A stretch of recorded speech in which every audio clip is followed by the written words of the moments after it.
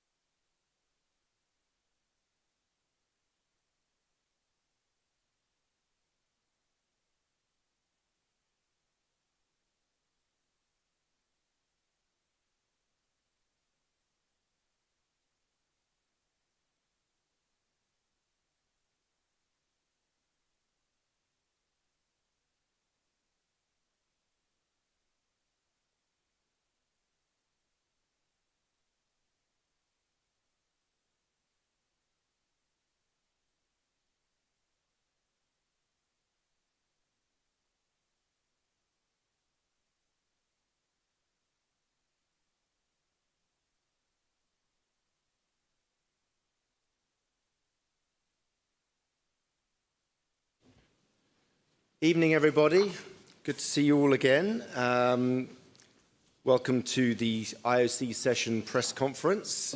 And we are being followed away from here as well, so there will be some questions from outside as well.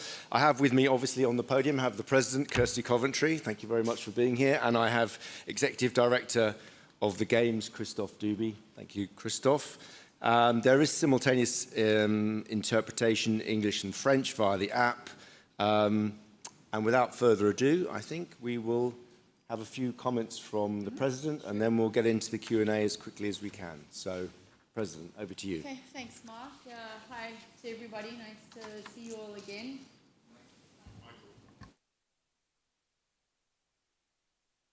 Last time it was just on. Yes. Yeah. Right? Yeah. Okay. Like, am I dreaming this? Hi, everybody. Nice to see you all here this evening, just a few days away from the opening ceremony that we're all very excited about. I think the last time I saw you, there's been a couple really nice things that we've gotten to experience. So we had the IOC session yesterday and today, and before that, the executive board got to spend some time with our athletes commission. And part of that was going to the village in Milan with our athletes commission and getting to hang out with the athletes in that village, have some lunch, which was awesome. That was my favorite part of the village, is the dining hall, because you got to see everyone coming together. So that was really, really beautiful. The athletes were super happy. They had really good experience coming into the village and getting set up, and a lot of them were going off to their venues. So that was yeah, really nice. Put everything into perspective, that we're here for them, and their excitement is very cool to see. It's an energy that you can walk out of that village being very energized with. We had good session day yesterday, where we predominantly focused on a lot of our institutional stuff in the morning, and then listening from all of our different organizing committees, which was great. Had some really good updates there. Today, it's been a long day, so I'm trying to think where we started this morning. We had a really great report, the final formal one from Emma Tero, our Athlete Commission Chair, which we are so grateful for. She's been an incredible chair, an incredible leader, a number of things being put into place with her leading the commission, and with the Athletes Commission doing some great work.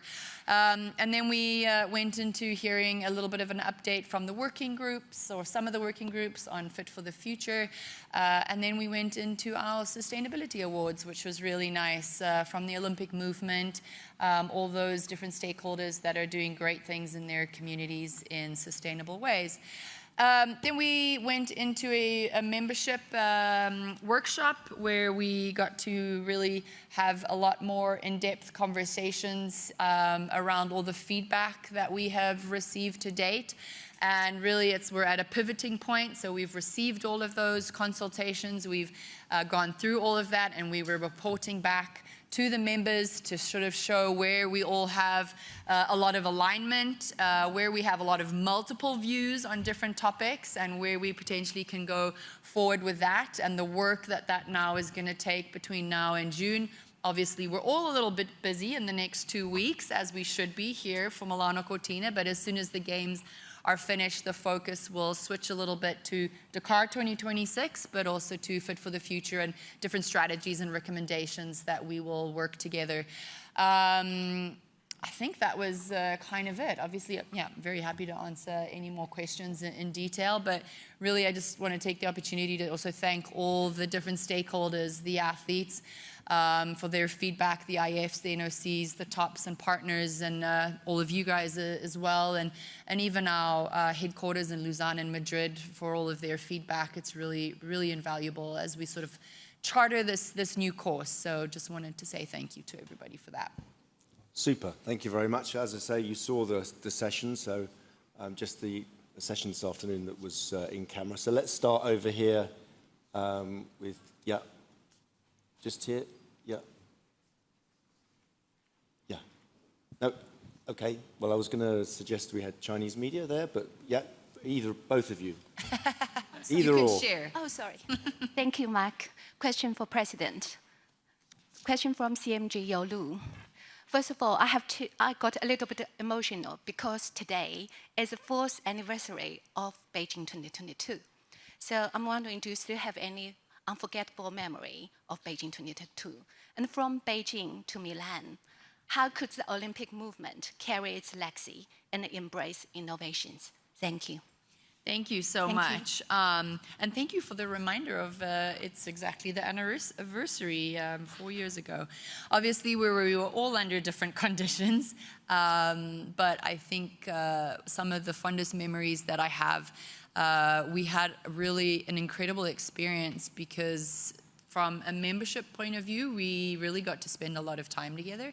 And going to events, seeing the athletes, for me, that was one of the best things that we saw from Tokyo and Beijing is just how hard everybody worked in ensuring that the athletes would still be able to compete and have their moment, even though it was very different, right? And it's very different to Paris, it's very different to here, where they're gonna have family and friends and spectators and everyone's all excited. But it was really still, I think, very powerful to see how much it meant to the athletes that they could compete. And I got to go into the village, well, not into the village, into some of the areas close to the athletes, and you could just see the excitement that they had. And I think those will be really the memories. In terms of the innovation and technology, there's so many things and trials that we used in Beijing 2022, and especially when it comes to the venue twinning that we've used now and we used for Paris, we'll continue to use, and obviously that technology will be upgraded and it will be made even better and more reliable. And so I think there's so many good lessons learned. I think also how to repurpose venues, that's something that sticks out to me, and how we're able to do that here with the Oval, if I have that correctly in my mind, being the first temporary ice oval. So again, these are all great technologies and innovations that are helping us to deliver world-class events in ways that are just different and makes it possible. Super, yeah, so let's go to the lady with apologies, yeah, the one behind who grabbed the microphone first, and then we'll go to Wakako and then over here, yeah. A question for the President, Christina Hearn from Channel 9 Australia. It's been revealed that the operating budget for Brisbane 2032 has blown out substantially because of the spread out nature of the Games. Do you still believe that model is the correct one moving forward? In terms of the spread out, you're saying? The dispersed nature of the Olympics. Okay. So I think we're really experiencing a little bit more spread out games here for the first time. And we already have put a number of things into place in order to capture all the data. And I think we're going to learn a lot. We heard today, and we actually spoke about this exact thing in the members' workshop this afternoon, that we took the decision to have a more spread out games to try and be more sustainable for many different reasons, climate being one of them. And venues and not having new venues, right? But we are seeing that there is a little bit of impact on NOCs because of the spreadness, right? And that's, we've had to, I guess it's maybe shifted a little bit, different responsibilities onto some of the different stakeholders, which has made it a little bit harder for them. The NOCs we're definitely hearing from. I can say broadcasting and media. I'm sure you guys having to try and get all around. It's possible, and I know it's possible because I'm doing it, but it will be a long 2 weeks, right, because of the travel time. But what's really cool is you're going to get to see world-class venues in the most iconic, beautiful places. And I think that is, again, what we were discussing with the members today is how now do we weigh this up? Right? What's the priority? How are we going to find the balance between a spread games in order for sustainable reasons? And does that shift complexities to other stakeholders? How can we balance that out where we're not shifting that complexity and we're not shifting the sustainability into different areas? So I don't have all the answers. If you guys have answers or some ideas, please share them with us. But it's something that I think we're going to learn a lot from. And as I said, the team and Christophe and his team in Games have already started setting up ways in which we're going to be able to measure specific things during these games so that we can have those conversations moving forward. Pretty comprehensive answer. Christoph, did you want to add anything, or you don't feel you don't have to? Mark, if you say it's comprehensive, it means no, do not add anything. It means she spoke too long. I'm just kidding. Okay, let's go to Wakako, and then we're going to go to Rob from Sky after that. Yeah, so and then take a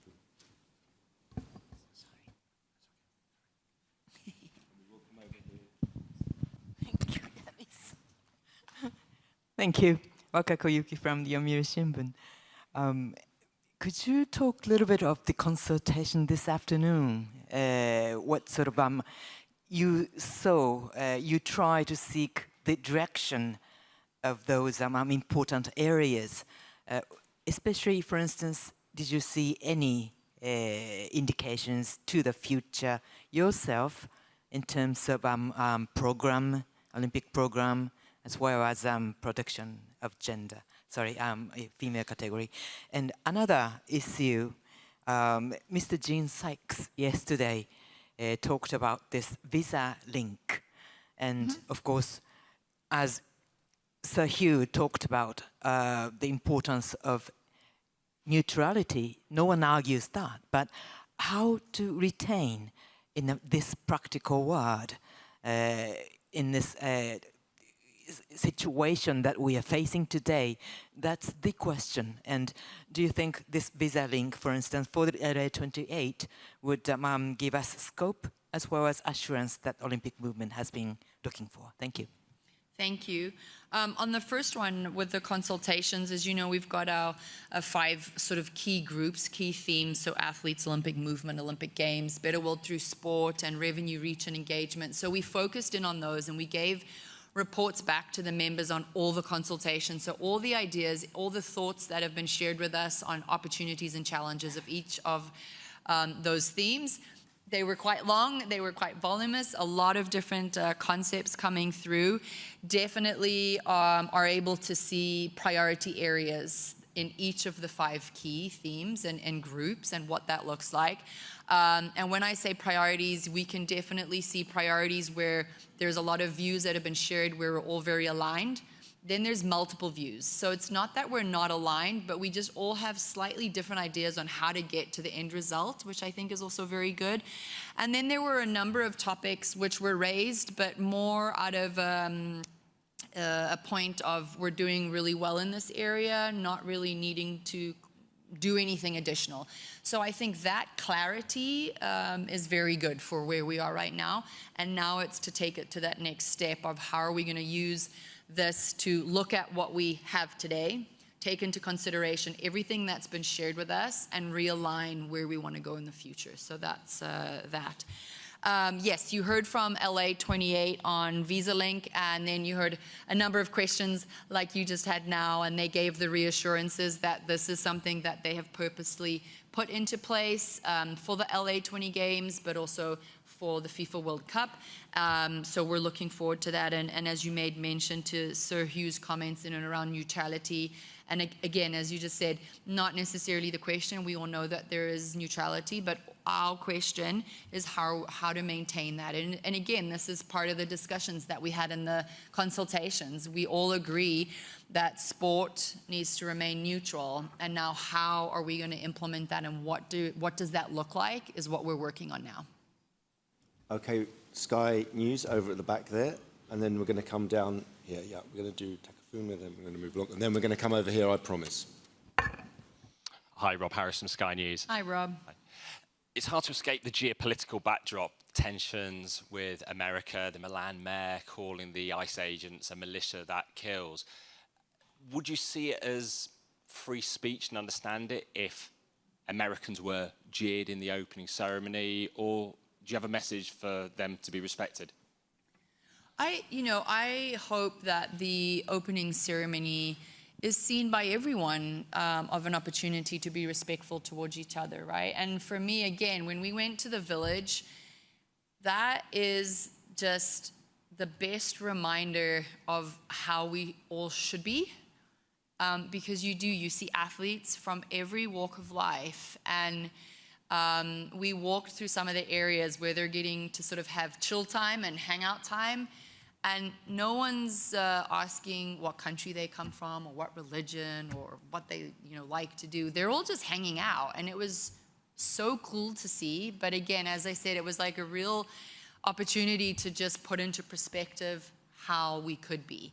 And so for me, I hope that the opening ceremony will do that and will be a reminder to everyone of how we could be, and that's what I think these games will also bring. And just on a Russia-related question, the Italian government are concerned that there have been cyber attacks on things relating to the games. Do you have any information on that from your perspective? I mean, to be honest, we don't comment on security. It's well known, it's best practice not to. So yeah, and I also don't have any information on that right now. So yeah. Thanks. Okay, let's go to Takafuma. These two here, and then I'm coming over here after that.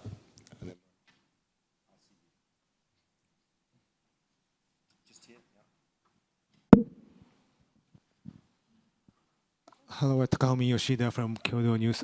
Question to President. Regarding consideration of moving Summer Olympic sports to Winter Olympic, how is your sense of crisis for Summer Olympics, huge sports and athletes numbers?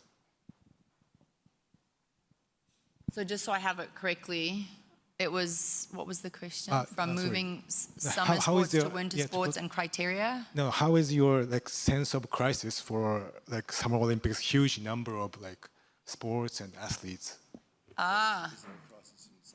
Oh, I don't think that there's a crisis in the summer sports or in the summer games, but I do think that we're at a point where we realize we've gone from 10,500 athletes to having over 11,500 athletes in LA. And I think even the Brisbane team shared with us that would not be a possibility for them in 2032, right? So I just think we're at a really good crossroads right now to be able to analyze that. And again, this was a big topic of discussion in the consultations and the workshop today in and around the Olympic program, but also the complexity that has, because it has ripple effects, right? And it is not, the Olympic program group are working really hard on trying to come up with different ways forward on how do we analyze and what does that look like. And one thing that is standing out is that as soon as we start adding venues, and I think this is probably something Christoph could even talk to, that's when you start adding complexities and costs. And so again, how do we look at it collectively? Was really the question. But I think the timing is a good time to have those conversations, because we know that for Brisbane, we're not going to have 36 sports. Okay, so final two over here, AP and New York Times, and then, yeah, just these two. Yeah. Graham first. Thank you very much. Graham Dunbar from Associated Press. A big evening on Friday, a sort of significant contact with the US government ahead of Los Angeles Olympics.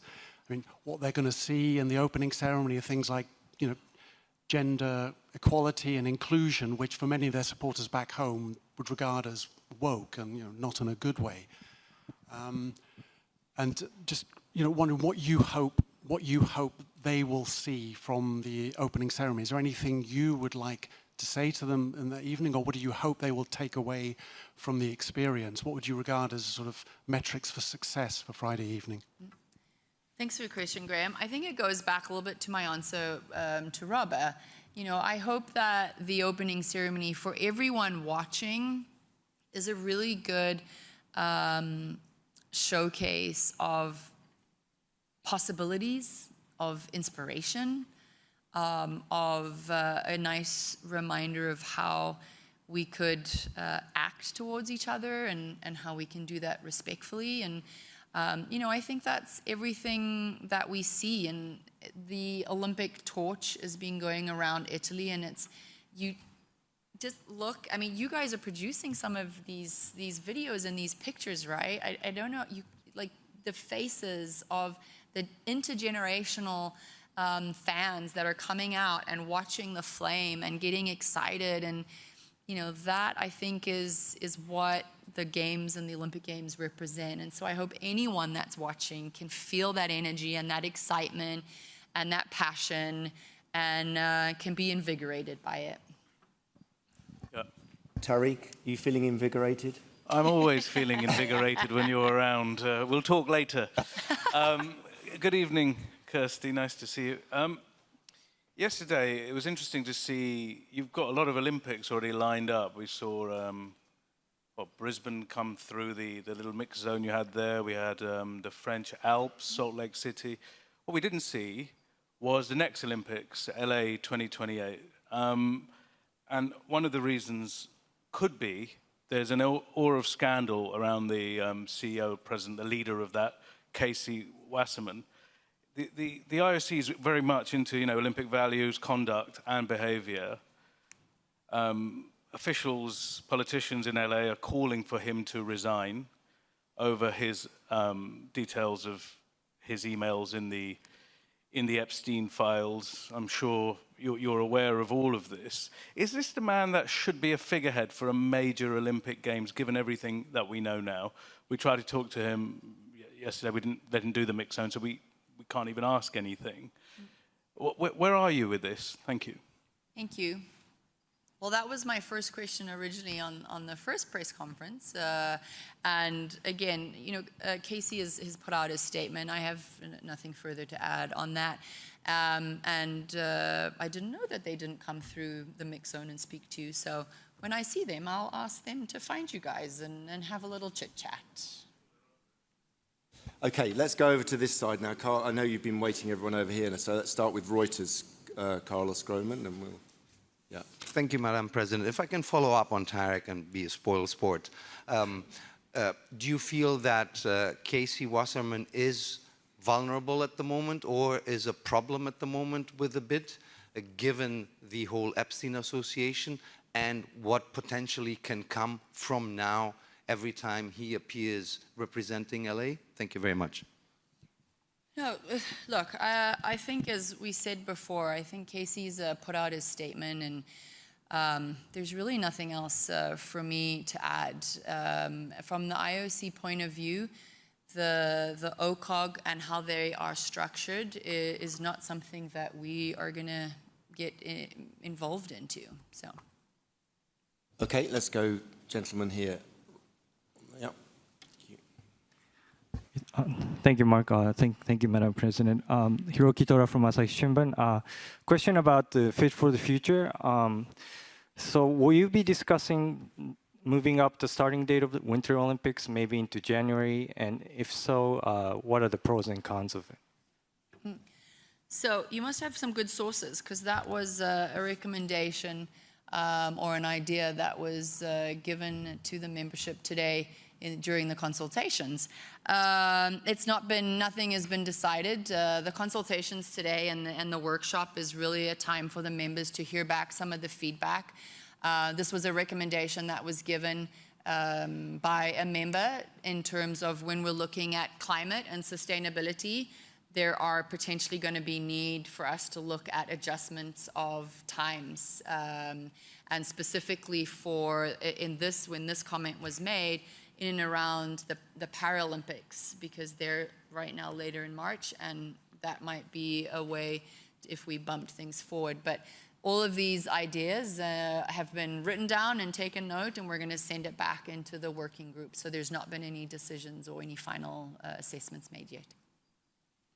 Let's go in here. We're going to go all the way along. Let's start with the lady here, and then we'll move back. Thank you. The lady is Lisa Roche from Jesuit News in Salt Lake. I know I'm not supposed to say that, but you've changed your hair, so... Oh, well, thank you. I'll take that as a compliment.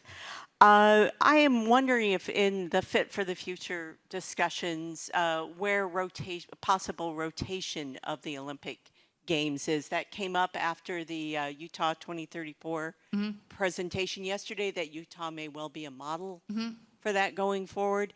Is that something that is a focus? Was it discussed today? And where do you see the IOC going with that? Thank you. Thank you, Lisa.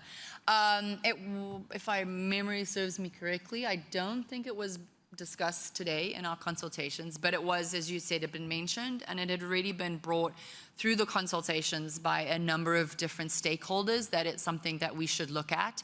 As I said, now we're pivoting, so this is going to be one of those areas that we would need to do some serious work with the different stakeholders, with IFs, with NOCs, with athletes, to really see if that is a viable option for the future. But there were no decisions taken. Is it something that we will see come out as these initial Fit for the Future reports are made public and those decisions are made? It could be. I don't want to talk ahead as though anything's been decided, because really there's not been any decisions taken. But it is definitely something that we will work at and work with our relevant departments to find the right way to analyze that option and what that would look like, so that we're also just basing it off of facts. And what that would look like it was made very clear today by all the members that any of these discussions that we're having now, it can't just be for the next couple of years. We really have to look far down in the future and analyze what potentially could be a good decision now that would have greater benefits in the future. Thank you. You're welcome. Sorry, Lisa, about that. Would you mind passing the microphone back? Thank you. Cheers. Thanks, Mark. Rob Livingstone, Gamesbids.com. I have a question probably for Christoph here. So Switzerland presented under their privileged dialogue. And we know that's not a sure thing right now. So can you tell us about any other regions or areas that might be involved in continuous dialogue for either 2038 or beyond? Is there anything, are there any other cities or regions coming forward? There were a number of them, Rob, and they were very disappointed at the time when we said that the executive board made that decision for that dialogue with Switzerland, because yes, we had interested parties, including in Asia. We had interested parties in Europe, and we said, sorry, not up until 42, unless, and that's the key point. Switzerland is not in a position to propose a complete dossier with all the guarantees. And they have just released now their projects with a master plan. All the regions will be consulted. Potentially, the government will have a look at this as well at the end of the year, and then we will know whether Switzerland in 27 will be in a position to say, yes, we have met all the requirements. And if not, it will be reopened, and there, no doubt, all those that were interested for 2038 will be back. The fact is, Madam President, that over time, with the changes that we have brought, that we are looking into, pros and cons, one thing has changed. It's the fact that the games certainly adapt to the regions that host them, and that is a major appeal. So I have no doubts we will have candidates. So are you saying right now there's no ongoing dialogue for the Winter Games at all? It's just Switzerland and... Correct. Okay, thanks. Robert Kemper, ARD. Ms. Coventry, one question. Yesterday in your speech in this session, you emphasized that the IOC is a sports organization. You mentioned that the IOC's game is sport, and I'm quoting, that means keeping sport in neutral ground. Can you please explain why it was important for you to give this message? Was the IOC, in your point of view, not neutral enough in the past? So really the messaging there is, I think, very topical because of the world that we're living in today. And so I think it's a good reminder that sport needs to remain neutral. That was really all there was to it. Let's go, Rachel, I think. You've been waiting for a while, yeah, from L'Equipe. And then the gentleman to your left has been waiting a long time, so yeah. Thanks, Mark. Good evening. If you don't mind, I will speak in French, because the President promised to learn before the French House. Yes, so, exactly. Good practice. Je voulais savoir si vous étiez favorable à l'entrée des sports de montagne pour justement les prochains Jeux d'hiver dans les Alpes françaises, ce qui suppose de changer les statuts du CIO. Et que pensez-vous des turbulences qui agitent le comité d'organisation? Est-ce que vous dites que finalement les Alpes ont été attribuées un peu tôt, les Jeux ont été attribués un peu tôt aux Alpes? Voilà, est-ce que ça fait partie des réflexions? Je vous remercie. Thank you. So in terms of agreeing with mountain sports, as you know, that's a discussion for the Olympic program working group, and they're looking at all scenarios. I'm not going to take a position point until they come back with the different information, well, not different information, with more information about the pros and cons of what that would look like. I know that there's federations that are obviously advocating for certain things, but we need to make decisions that are going to be best for the Olympic movement moving whole, and we're trying to just collect all the facts and to better understand the pros and cons of what sports in the mountain would look like, and if that would add value to the Olympic Games.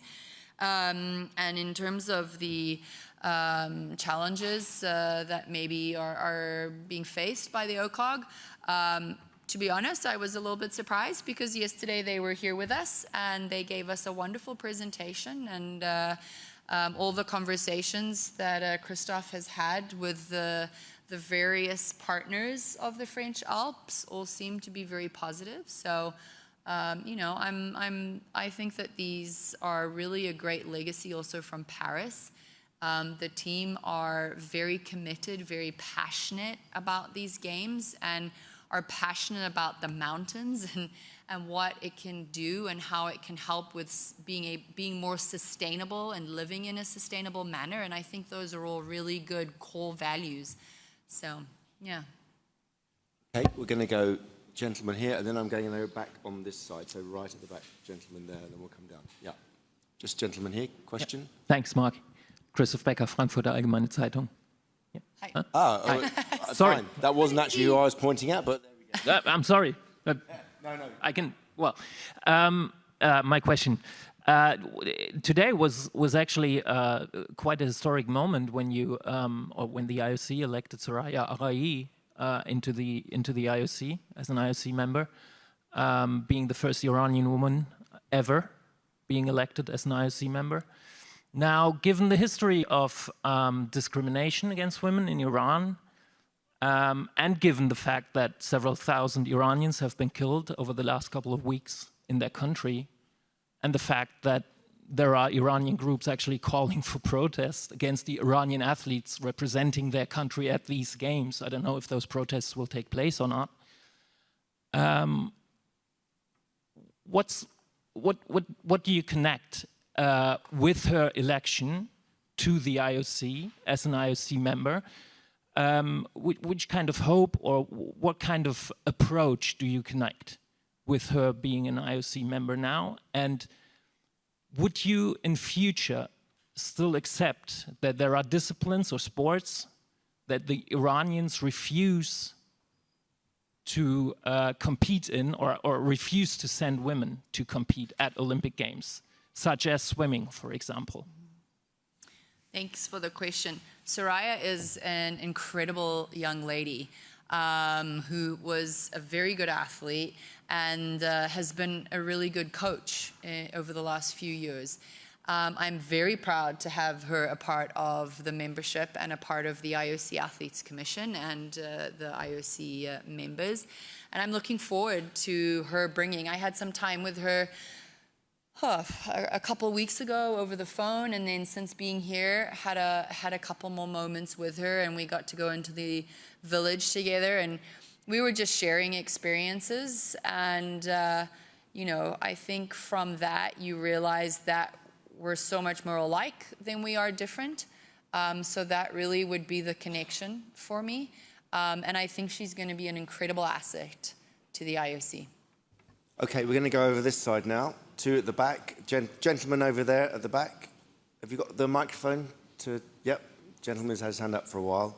And then we'll come forward, and I think we'll probably get 2 or 3 more in, I think. Yeah. Yeah, hello. My name is Halvor Ekland from Norwegian Broadcasting Corporation. Could you, it's a question for the President, could you please be a little bit specific on the possible sports of the Winter Olympics in the future? What is on the table? Could it be like basketball, handball, wrestling, boxing, some of these sports changing from summer to the Winter Olympics? I would love to be able to do that for you at this point, but I can't because what I have asked the Olympic Program Commission is to really look at things with a complete, fresh, new piece of paper on, you know, if we were setting up this organization, what would it look like today? And then to take back all the feedback that we just shared with everyone today, and now they're going to start seeing where we align, where we don't align, what do we need to evolve, what does it need to change, and so I would love to be able to give that to you, but we're in the middle of all of those processes, so we don't have any specific fixed idea on sports. Okay, I will try one more question to follow up some of the others here. Move on to the next person, give another person a chance to ask a question. It's not an interview, I'm afraid. Yeah, thanks. Briar Stewart from CBC News. Even as the games get set to get underway, there are more protests planned for here in Milan, including some against the Olympics themselves, others against the presence of ice. And I'm just wondering what your message would be to residents of the city that plan to demonstrate even as the games get underway. Thanks. Thank you. So I think, again, I mentioned it a little bit earlier, but watching the torch relay going across the country has been so inspirational. And it's now, if I'm correct, starting to come in to Milan. And, you know, we're starting to see the same kind of excitement building up and picking up. And I hope that, again, the games are a place where people can be reminded of the best of humanity and what that looks like, and they can be inspired. And so I hope that more and more people can feel that sort of magic and of what I think is the Olympic Games and what the Olympic Games bring. So yeah, hopefully everyone starts feeling that as we get closer to the opening ceremony. You still want to ask a question, sir? Yeah, because you've been waiting a long time, and then we'll come across, Rachel. Yeah. Yeah, one question on the Russian Olympic Committee. In October 2023, you suspended the Russian Olympic Committee because the IOC constituted the fact that the Russian Olympic Committee included the regional sports organization of Donetsk and the other regions. You constituted it as a breach of the Olympic Charter.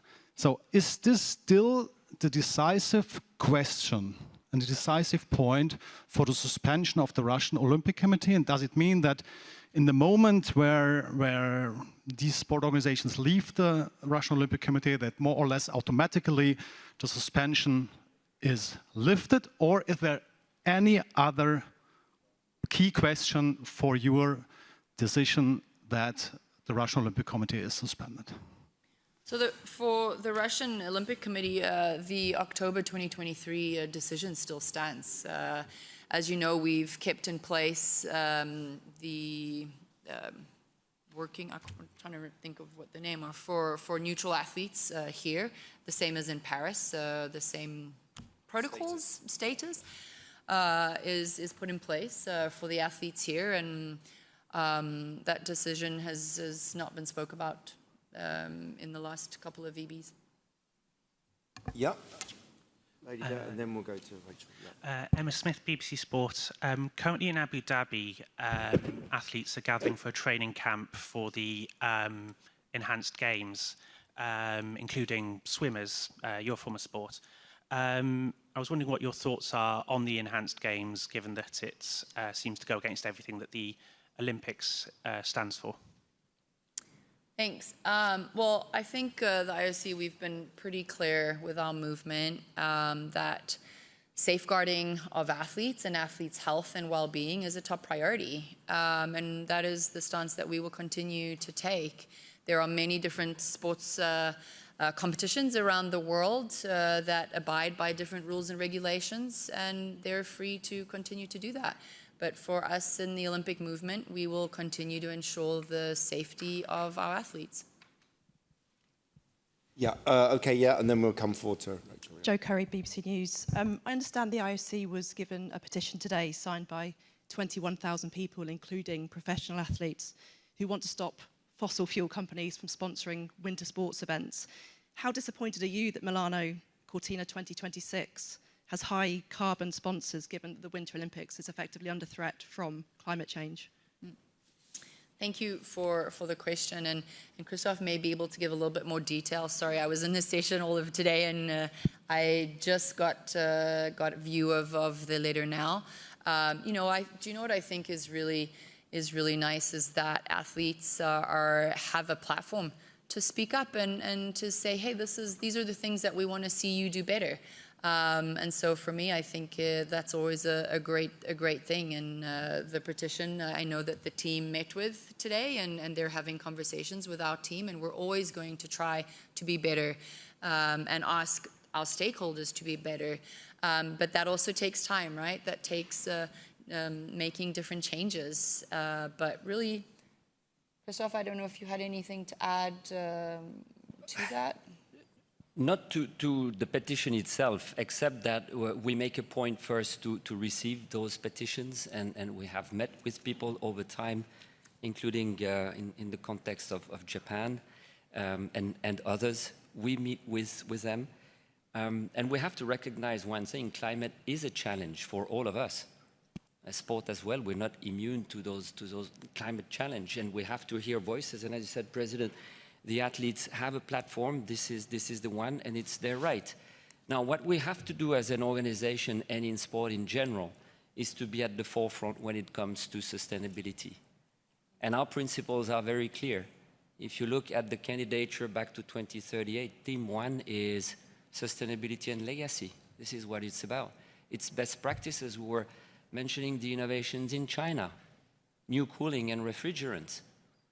It's here. We have temporary electricity, yes, but we have non-fossil fuel as well, and that really matters. We have to be at the forefront. So that's the position that we have explained as well, and again, we have received that petition, and this is how we envisage the future: hearing opinions and continue to be at the forefront. That is fundamental. Okay, I know it's been a very long day and certainly not over yet for the President, so we're going to make a last question here. Thank you. Rachel Axon, Sports Business Journal. Question for Kirsty. With the loss of 5 top sponsors last year, the revenue statements yesterday showed the lowest total since 2020, 560 million. How are you feeling about the state of that program as you're reviewing it as part of this process? What is the difficulty in doing that when the contracts extend as far out as they do? And would you wait to add any new sponsors? You know, Christoph mentioned discussions with some, until you had whatever changes or framework come out of that working group. Yeah, good question. We're always going to continue to have conversations with as many people as we can when it comes to potential top partners, but we're having that with them, right? So we've had a dedicated time with our existing tops and partners now to walk through where we see ourselves and how we see ourselves moving in the future, and what that looks like for them, what that looks like for us. And for me, that's the core foundation of that, is we've got to have that really good collaboration on what tops are expecting from us, what we're expecting from them, and how we're going to evolve. You know, you all know that the world is changing so fast, especially with technology and data and AI and everything else. So all companies, including organizations, have to keep evaluating, and that's really where we are. So they've been really, I think we had 100% of our media rights holders and tops give us feedback on where we should be moving and what that should look like. And we're going to fully take that on board and have the discussions that you just spoke about, of how do we both need to evolve together to really create success for both. Thank you very much. I think we got to 20-something questions there, so thank you very much. Apologies to those who didn't get their questions. There will be more opportunities in the future, so thank you very much. And thank you, Christoph, as well. No.